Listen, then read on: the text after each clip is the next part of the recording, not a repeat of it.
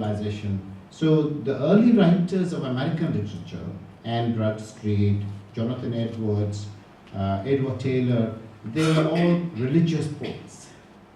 And you should read them, they're fascinating. Then of course, so American civilization has evolved through a process of religious changes. Still is very religious. I think America is the only country where on the currency they write, "In God we trust." Yeah? I don't know whether that God is God or money God, but in God they trust. All right? That's something unique. And then, of course, in the 19th century, in the 17th and 18th century, American literature is seen as more like colonial literature, because they're influenced by British writers, European writers, because they came from there. Europe was their home. They were still thinking in their way. They saw the old civilization, so they could not really cut themselves off from the old civilization. But with Emerson, Ralph Waldo Emerson is considered as the father of modern American literature, and he is the one who actually, with his essays like The American Scholar, Nature, Divinity School Address, he founded what is now known as American literature, because he's the first writer who started appreciating the American landscape, the American beauty, the American way of living, and he started recording that. So unless your literature is focused on your culture, your setting, your people, your nature and landscape, then of course it's not native literature. So although there were about 200 years of writing before Emerson, Emerson is seen as the founder and father of American literature. And he's a tremendous writer. And I think still now, after him, he was born in 1803, and he died in 1863, if I'm not mistaken. 1863, perhaps, I could be wrong there, but date of birth I remember, 1903.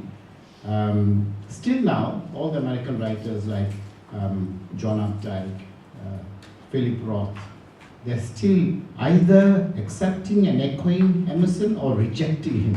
So in other words, the American culture has not moved away from Ralph Waldo Emerson and Whitman.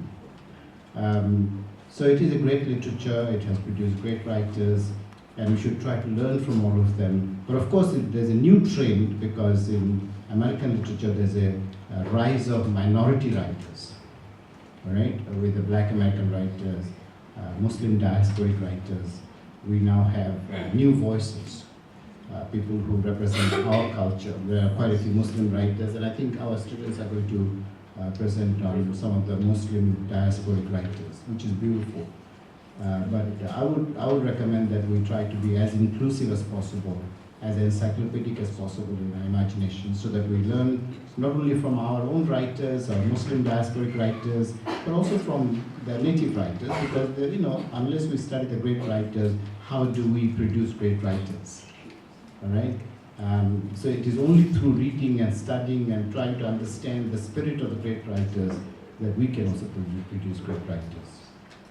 And inshallah, and Indonesia has produced many great writers. Malaysia has produced many great writers. But for lack of translation, sometimes we don't know about the credentials. So I think this is where our role comes in. I always emphasize in my class that perhaps our students should become translators. If they're not really creative writers as such, perhaps they can play a significant role by being translators. They can become bridge between two cultures. Because we need good translators to promote our culture. We can have great writers in Malaysia, and Malaysia has produced many great writers in recent years, but unfortunately the quality of translation has not been good. So this is the ironic situation in Malaysia. Those Malay writers, which is our national language, Malay writers who write in Malay, Bahasa Malaysia, they are well regarded, respected inside the borders of Malaysia, because we all read them in our own mother tongues.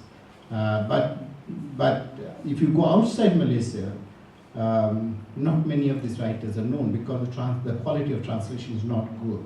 and therefore the native speakers of Australia, for example, they don't accept the translation because the quality is not good.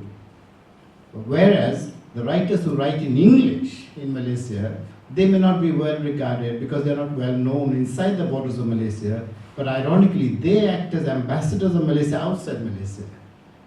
So this is a very ironic situation. But I have, in all my writings on Malaysian literature, have constantly argued that we should actually embrace all our writers. Writers who represent our culture, speak about our culture, promote our culture. We have to constantly, show our respect and regard for them. And literature is beautiful. Literature is interdisciplinary. Literature is where all the knowledge comes together: psychology, sociology, history. Everything comes together in the field of literature.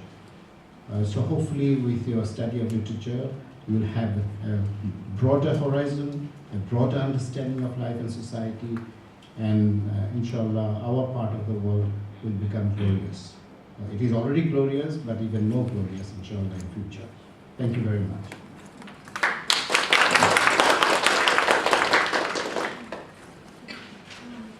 Now I call upon Dr. Nur Saktiningrum.